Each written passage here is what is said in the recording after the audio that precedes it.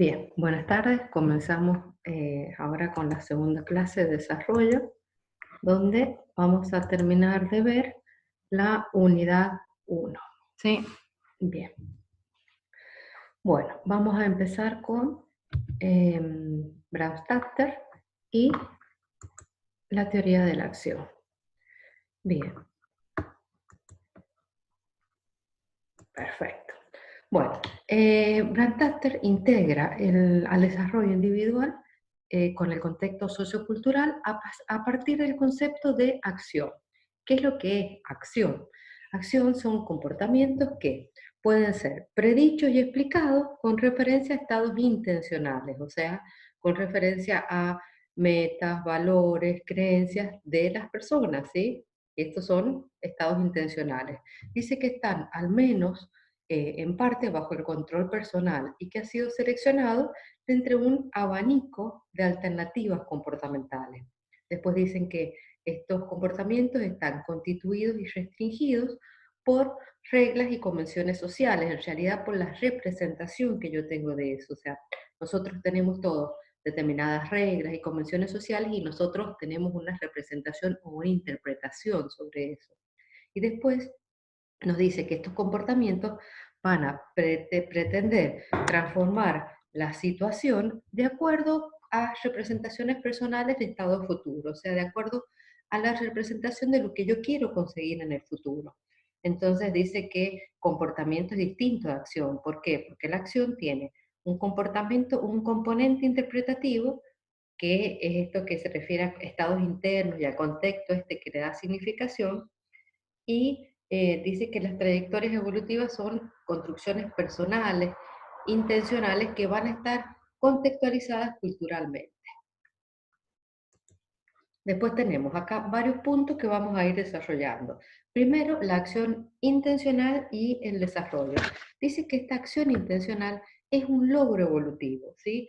Es un producto del desarrollo, pero a su vez es un determinante del desarrollo. O sea, la persona es al mismo tiempo y por medio de esta acción intencional el producto y el productor del desarrollo. O sea, considerar a la persona como un productor intencional de su desarrollo no implica que todas las acciones humanas sean intencionales, ¿sí?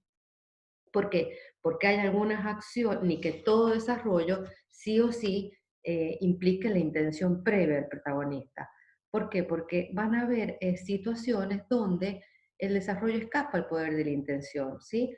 Por un lado, fíjense, si nosotros pensamos, el origen de la acción intencional es algo que va a estar configurado por otros factores, ¿sí? En este caso, por fuerzas ajenas a la acción intencional.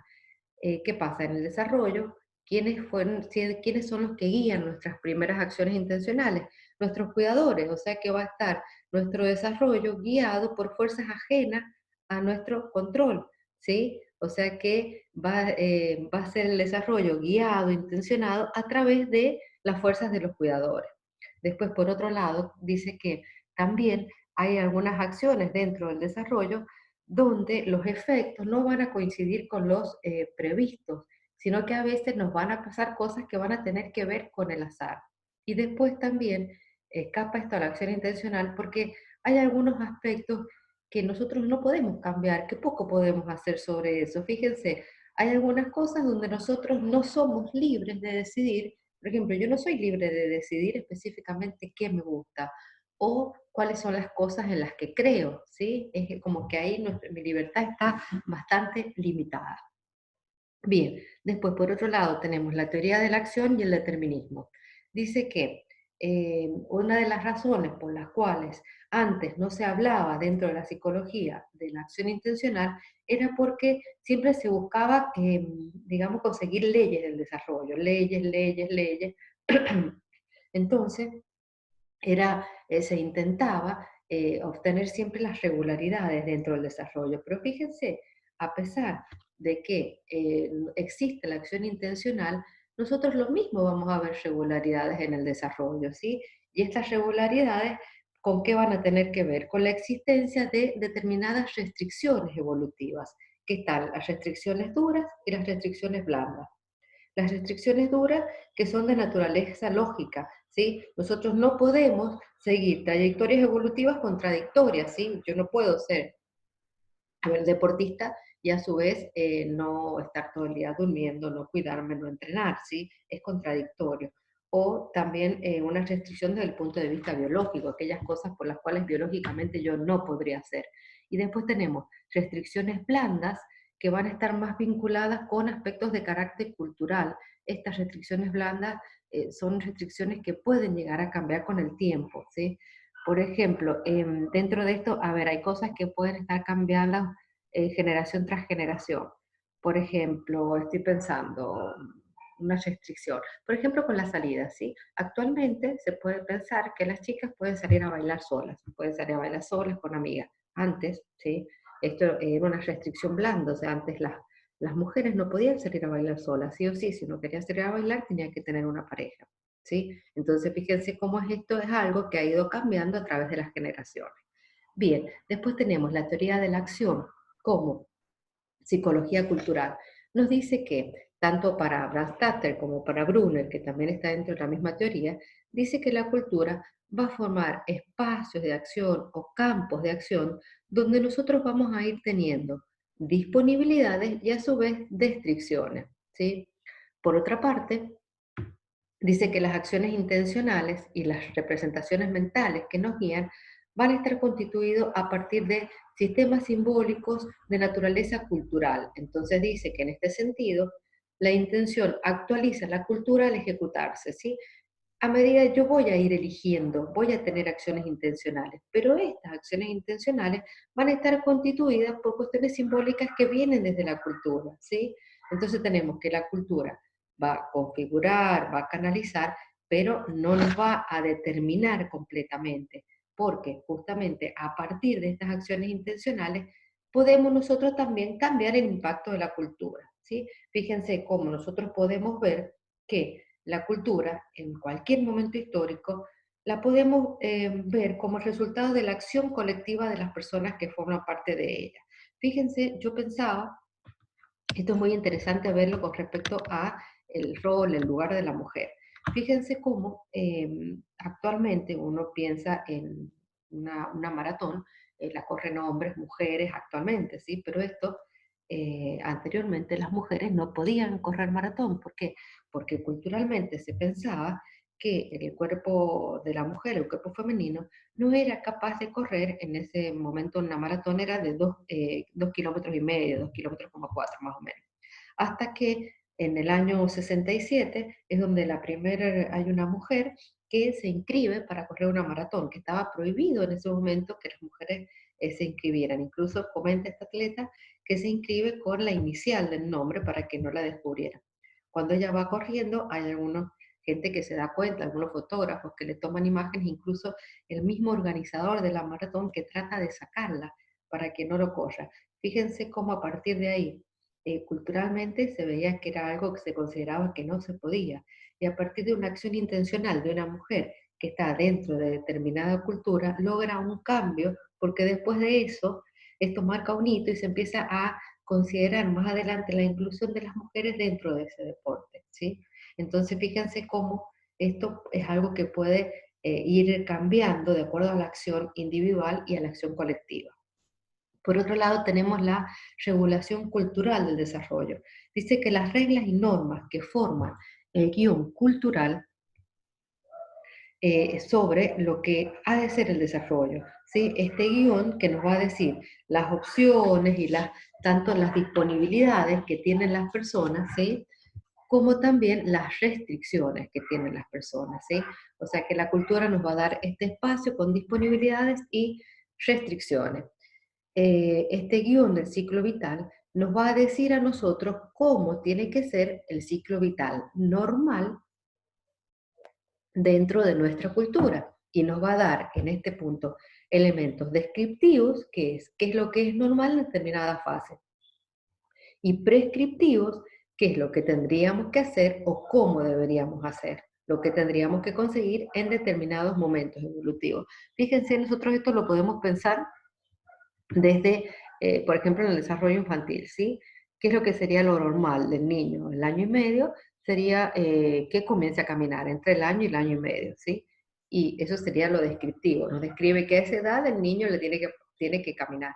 Y como prescriptivo es justamente qué es lo que se supone que debería tener en ese determinado momento. Entonces nosotros lo llevamos a control médico, bueno, y se van a fijar, por ejemplo, esto para ver si esto se da. Fíjense cómo las personas dentro de la misma cultura van a tener esquemas, nosotros tenemos esquemas sobre cómo debería ser el desarrollo, qué es lo que se espera, cuáles son los esquemas, ¿no es cierto?, que nosotros tenemos que cumplir y qué pasa cuando hay una desviación de esa norma. Y una persona que tenga una desviación, nosotros le podemos decir que esta persona tiene esa desviación y las llamamos enfermas, ¿sí? O sea, nosotros responsabilizamos a la persona por esta desviación de la norma cultural. Fíjense nosotros esto, recién les daba un ejemplo desde la biología, pero lo pensaba también desde la psiquiatría, desde la psicología. Fíjense cómo antes la homosexualidad era considerada como un trastorno psiquiátrico. Fue recién en los años 90 donde la Organización Mundial de la Salud pide que justamente deje de ser considerada como un trastorno psiquiátrico, porque inclusive hasta en el DSM-3 estaba considerada como un trastorno, ¿sí? Después, o sea que nosotros, una persona que eligiese a alguien del mismo sexo, era considerado como anormal, ¿sí? Entonces dice que actualmente es algo que no es así. Dice que a partir de la participación de las personas en esta comunidad cultural, uno va interiorizando cómo hay que ser, o sea, cuál sería el sentido común de lo que se considera como natural dentro del desarrollo, como aquello deseable. Esto, lo natural, el sentido común, lo que se espera que nosotros hagamos, va a ser una guía de comportamiento, va a ser una fuente de metas y objetivos que van a ir configurando esta acción intencional. Dice que a veces las transformaciones personales pueden entrar en conflicto, ¿sí?, del individuo con la parte cultural. Una persona puede elegir líneas que sean no normativas o puede aspirar a metas que a lo mejor sean relevantes culturalmente, pero para las cuales no tienen los recursos en ese momento. Dice que estos conflictos van a ser los que van a impulsar tanto el desarrollo individual como la evolución cultural, porque van a ir promoviendo nuevos reajustes y nuevas conflictos y a partir de ahí se van a ir dando también cambios históricos, ¿sí? Nosotros podemos ver, por ejemplo, actualmente nosotros tenemos una libertad mucho más amplia para elegir distintas trayectorias evolutivas, ¿sí? O sea, podemos elegir muchísimo las trayectorias evolutivas que podemos elegir, pero fíjense a su vez esto, el tener tantas opciones, tantas trayectorias para elegir, nos puede aumentar el grado de dispersión e inseguridad. ¿Por qué? Porque la persona no ve claro qué es lo que tiene que, cuál es la trayectoria para seguir en su vida.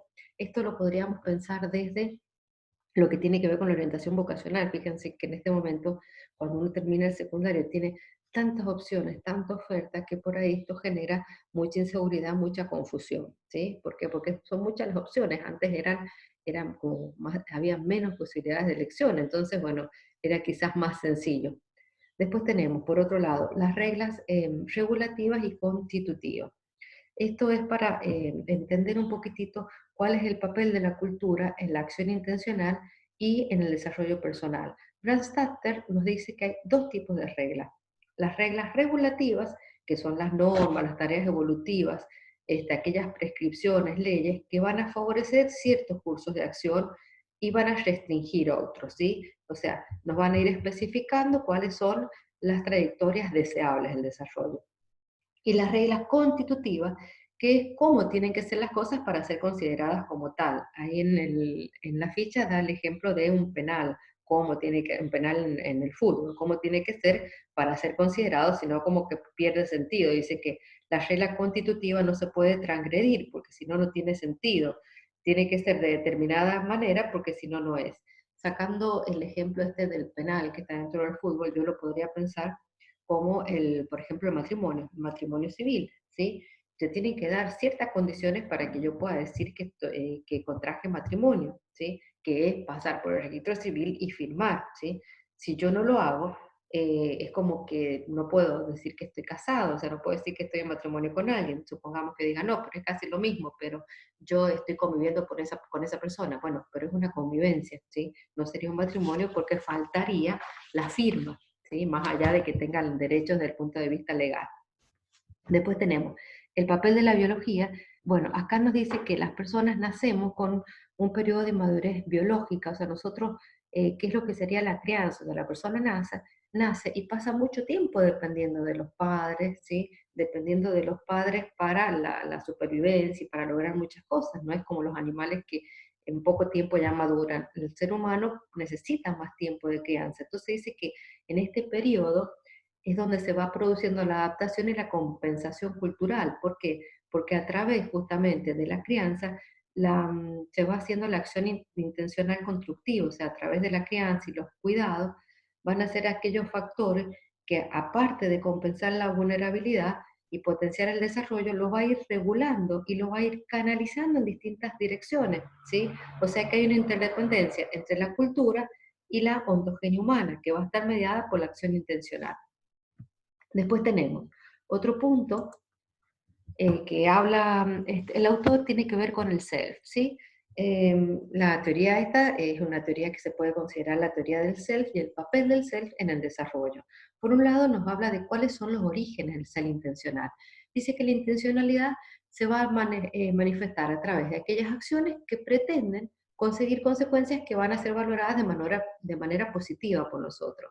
Nosotros vamos a conocer y vamos a representar cuáles son las contingencias de lo que estoy haciendo y qué es lo que va a pasar después. O sea, que nos vamos a anticipar que si yo hago determinada acción, qué es lo que voy a conseguir. Y vamos a coordinar entre medios y fines para lograr lo que quiero. Dicen que esto, el origen de esto, si seguimos lo que plantea Piaget, es alrededor de los 8 meses, en la cuarta etapa del estadio sensorio-motor, donde el niño empieza a coordinar los medios y fines para organizar el comportamiento y conseguir una meta. Dice que a partir de ahí comienza el ser intencional. Después tenemos el ser conceptual, que también es importante, tiene que ver con el ser personal, ¿sí?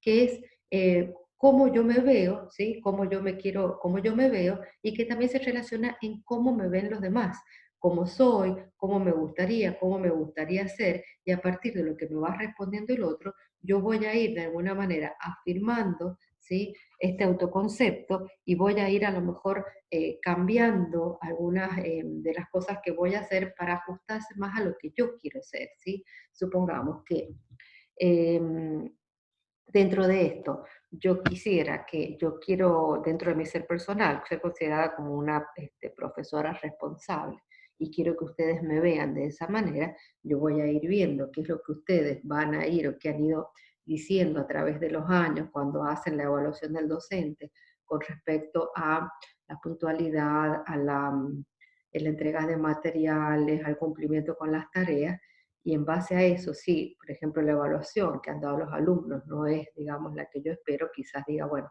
me voy a focalizar en cumplir con aquellas cosas que me definen como una profesora responsable.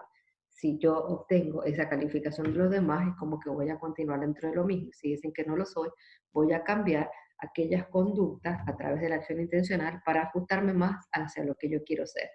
Y después tenemos, por otro lado, el ser autorregulador. ¿Qué es? Es la autorregulación del desarrollo, es el medio por el que las intenciones nos van a guiar para construir nuestra trayectoria evolutiva.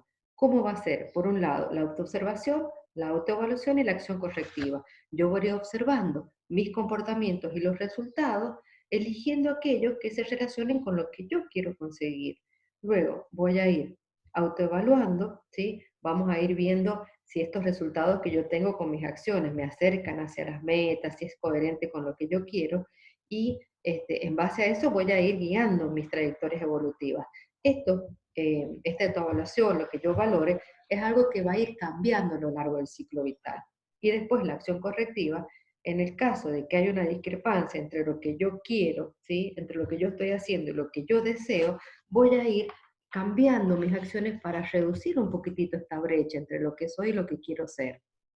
Entonces tenemos acá, por un lado, en el ser autorregulador hay aspectos que son importantes. Primero, el sentido de control, que nos dice sobre las posibilidades de éxito, ¿sí? De aquellas acciones que yo puedo hacer para conseguir lo que realmente quiero, ¿sí? ¿Qué cosas puedo hacer yo realmente para conseguir esto? Supongamos que yo quiera, no sé, aprobar esta materia, ¿sí? Entonces voy a ver si realmente tengo todas aquellas cosas para poder lograrlo. Si tengo el material, si puedo estudiar, todas aquellas cosas que yo puedo lograr por mí misma que me permite lograr mi objetivo. Y por otro lado, las metas personales que nos van a servir como un estándar de comparación para evaluar los resultados conseguidos. De acuerdo a lo que yo logre, voy a ir viendo si tengo que corregir o no. Supongamos, su meta a lo mejor es aprobar la materia en el primer parcial. Les va mal, dicen, bueno, no, acá hay algo que yo estoy haciendo mal. Voy a o conseguir mejor el material, o estudiar más tiempo, o preguntar lo que yo no sepa, ¿sí? Es como que a partir de eso vamos implementando determinadas acciones que nos guíen hacia lo que queremos. Tenemos que este sentido de control está orientado hacia el futuro y es la clave para el desarrollo intencional del self, ¿sí? O sea, que para conseguir lo que yo quiero. Dice que estas metas personales son elegidas por el propio sujeto y van a estar orientadas hacia un objetivo que va a ser relevante desde el punto de vista cultural. Marcus nos propone el concepto de selves o yoes posibles, que representa aquella parte de nuestro concepto que hace referencia a imágenes sobre lo que queremos ser en el futuro. Son estos selves deseados o lo que no quisiéramos que nos pasara bajo ningún concepto, son aquellos self no deseados. Dice que esta construcción de estas metas y objetivos aparece en la infancia. Fíjense en que uno desde chico empieza como de alguna manera a imaginarse el futuro, cómo quiere ser, ¿sí? Uno ya desde chiquito empieza a imaginarse, bueno, en el futuro yo quiero ser de tal manera, lograr tal cosa, tener tal personalidad, tal carrera, tal objetivo, a pesar de que este proceso es dinámico. O sea, nosotros a medida que vamos creciendo vamos a ir cambiando los planes, ¿sí? Vamos a tener que, incluso también a medida que uno a través en la edad adulta, uno tiene que coordinar metas evolutivas en distintos ámbitos de la vida. Yo puedo tener determinadas metas con respecto a la familia, con respecto al trabajo, con respecto al deporte, a la amistad, y voy a tener que ir viendo cómo, de qué manera yo voy modificando las mismas para poder conseguirlas y para poder manejarme en estos distintos ámbitos. Bien, pasamos ahora a el otro autor, que es Helder, que nos va a hablar de la teoría del curso de la vida. Bien, bueno, en Helder también vemos que la teoría surge para superar las carencias de la teoría de los 60, esto que charlábamos de que se guiaban en la infancia, que no consideraban el contexto ni el tiempo. Es muy similar la teoría de él con la de Baltes y con la de Brandstatter, pero la diferencia de este autor es la importancia que él le da en su teoría a la estructura social, ¿sí? Y sobre todo a los cambios que se producen en esa estructura social para configurar las trayectorias evolutivas. Dice que para Elder los factores sociohistóricos y las influencias en el desarrollo son la parte más importante, así también como la investigación. O sea, los otros autores tratan la estructura social y todos sus cambios como un contexto. Para él es una parte constitutiva. Dice que la estructura social y la historia no son un escenario solamente, sino que son elementos constituyentes de las trayectorias evolutivas y las variaciones. Elder nos habla del curso de la vida y las influencias que se producen, que pueden ser temporales, temporalizadas y cambiantes. Dice que esta temporalidad se puede ver desde tres sentidos. Por un lado, dice que va a existir un tiempo de vida que se refiere a la posición, la etapa o la posición dentro de la persona dentro del proceso del desarrollo y envejecimiento. La edad cronológica es el índice que me va a marcar cuál es la posición, ¿sí? Y nos va a indicar qué tipos de cambio pueden ocurrir en ese momento, ¿sí? Fíjense, ustedes por ahí todavía no me conocen de forma presencial, sí me están conociendo virtual. Si yo les digo que tengo 26 años, ¿sí? Ustedes van a imaginarse determinadas características dentro de mi proceso de desarrollo y envejecimiento, ¿sí? Ahora, si yo les digo que tengo 26 años al cuadrado, probablemente esas características que ustedes imaginen sean otras. Sí, en realidad tengo 26 al cuadrado. Bien, después tenemos la segunda dimensión de la temporalidad, tiene que ver con el tiempo social, que es el patrón de cambios, secuencias, eventos que socialmente se espera que ocurran en determinado momento de la vida, ¿sí? O sea, que es aquel secuencia o un evento que se espera justamente en esta etapa especial.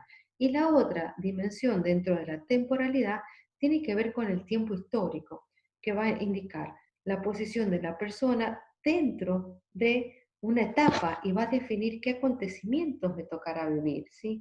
Acá en esto vamos a ver, de acuerdo a la edad que ustedes tienen, el momento en el que nacieron, les van a suceder distintas cosas. Yo estaba pensando dentro del tiempo histórico que, por ejemplo, en la generación de ustedes ya no está lo que en su momento, en mi época, era como el servicio militar, que nos marcaba que los chicos cuando cumplían 18 años iban al servicio militar. O sea, había ahí un acontecimiento que le iba a tocar vivir a esa generación y que tenía que ver con esa edad. Bien, después dice que el concepto de temporalidad se va a concretar en dos conceptos, las trayectorias y las transiciones. Las trayectorias son patrones de desarrollo que están situados históricamente y estructurados a partir de normas de edad de carácter social y restricciones sociales y biológicas. Van a definir una secuencia de estados psicológicos y psicosociales por los que va a pasar una persona y que los va a permitir vincular a la estructura social y a los cambios en los que está. A su vez, las trayectorias se van a descomponer en distintas trayectorias referentes a distintos dominios, una trayectoria familiar, laboral y distintos compromisos por los distintos compromisos que nosotros tenemos en más de un rol simultáneamente. Y por otro lado, son las transiciones. Las transiciones son ciertos cambios, ¿sí?, que se van a producir en la vida de la persona. Nosotros podemos, dentro de estos cambios, podemos identificar dentro de la trayectoria personal en las transiciones, por ejemplo, ingresar a la primaria, ingresar a la secundaria, dejar la casa paterna, ¿sí? Son todas estas transiciones, cosas que nos van a pasar. Estas transiciones tienen 5 propiedades. Primero, que hay diferencias individuales, ¿sí? O sea, que una misma transición puede influir de manera distinta en distintas personas, de distintas edades, con distintos roles. Supongamos, pensemos en el divorcio. Va a afectar distinto a los padres, a los hijos, de acuerdo a la edad que tengan, a la etapa en la que estén. Por otro lado, como segundo punto, que estas nuevas situaciones a las que nos conduce la transición van a generar nuevas expectativas y demandas comportamentales para las cuales nos vamos a tener que adaptar, ¿sí? Volvamos con el tema del divorcio, ¿sí? Esto nos va a generar nuevas expectativas y nuevas demandas. A lo mejor a partir de esto, no sé, cambia la economía, entonces yo voy a tener que adaptarme a esta nueva situación, o voy a tener que aprender a relacionarme con mis padres de otra manera. Después, por otro lado, como tercer punto, las transiciones pueden suponer que la persona pierde el control de la situación que experimenta y va a realizar un esfuerzo para recuperar el control. En cada cambio que nosotros tenemos en nuestra vida, fíjense que siempre es como que inicialmente estamos como desacomodados, desadaptados, y hacemos intentos para volver a recuperar el control y adaptarnos a esta nueva situación.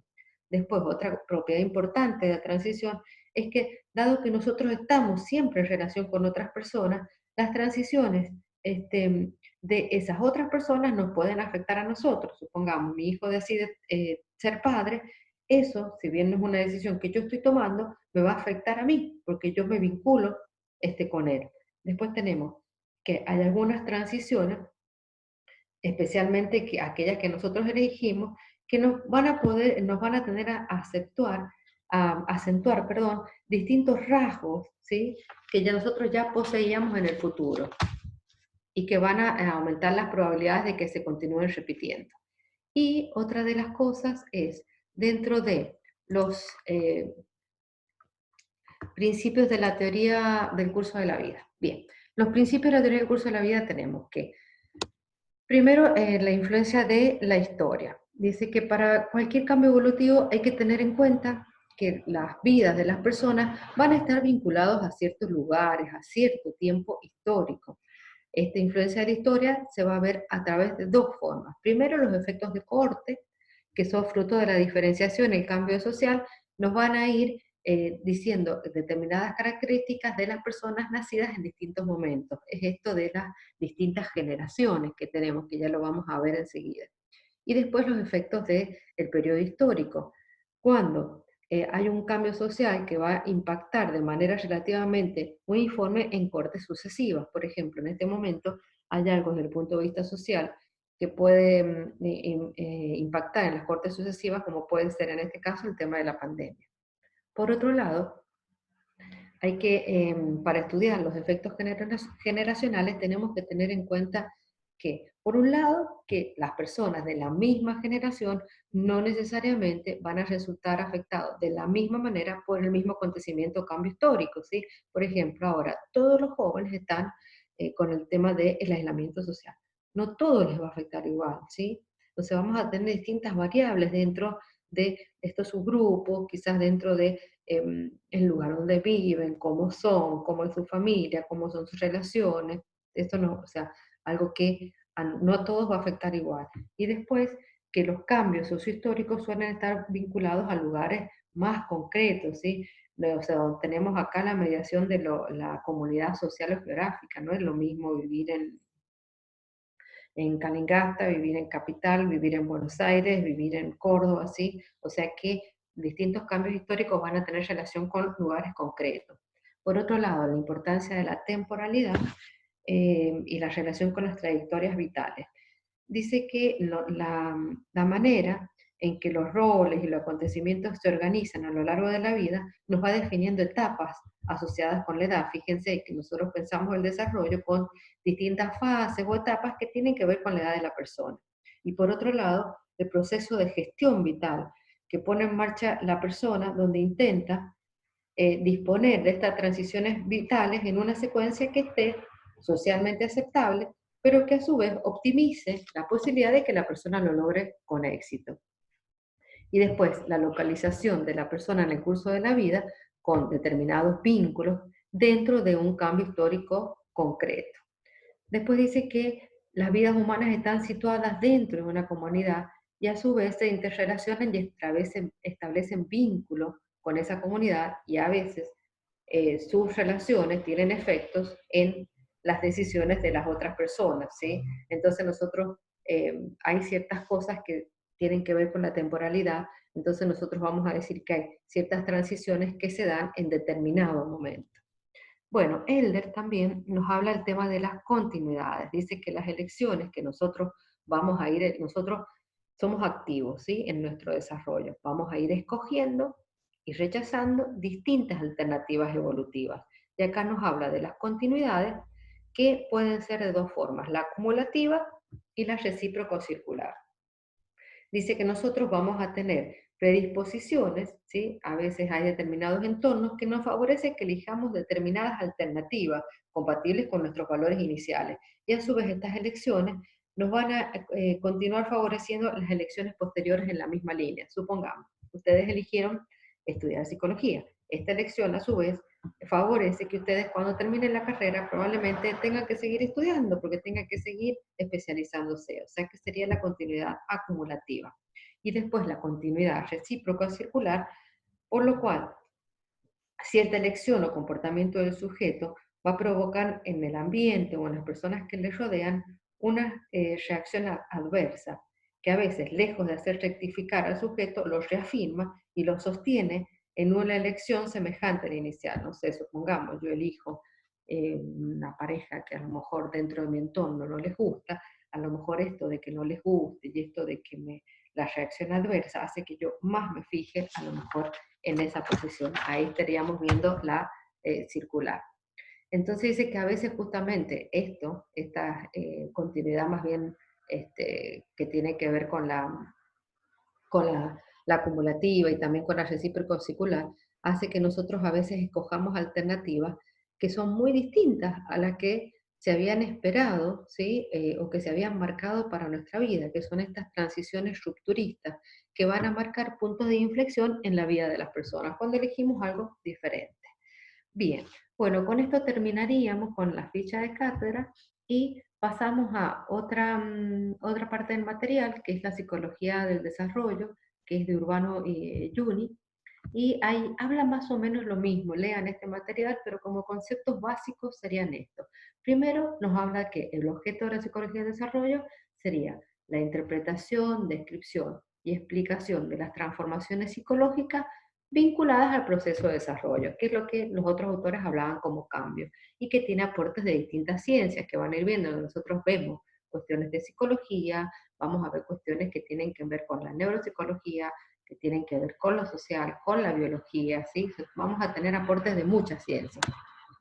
Y con respecto a los modelos teóricos en el estudio del desarrollo, nos habla de tres modelos. Primero había un modelo mecanicista, ¿sí? Que veía a la persona como una máquina y la conducta va a ser explicada con aspectos externos a él que van a modelar el comportamiento, ¿sí? A través del condicionamiento. O sea que lo ambiental va a determinar el desarrollo y la persona sería pasiva. Después los modelos organicistas que son semejantes a los biológicos, que nos hablan de un plan madurativo interno. Intentan explicar todo el desarrollo a través de cuestiones más bien genéticas, más bien biológicas, ¿sí? Por ejemplo, ustedes van a ver en algunos autores en los inicios de la psicología que intentaban explicar, por ejemplo, la violencia o a veces la criminalidad, hay muchos estudios sobre eso, como una explicación genética, como que había personas que genéticamente estaban predeterminadas para ser criminales, para ser asesinos. Después tenemos el modelo contextual dialéctico que nos dice que van a haber normas que van a regular el desarrollo con la mediación que el sujeto introduce como parte del grupo social y con determinadas herramientas que le va a proveer la cultura. Bien, con esto terminamos. Ustedes van a tener una guía de estudio, bueno, que es un poquitito justamente para guiar y que puedan entender los conceptos principales. La completan y la suben y después hay un trabajo que ya les vamos a subir sobre las generaciones, que sería esta última diapositiva. Bien, bueno, este material va a estar subido. Cualquier cosa después nos preguntan.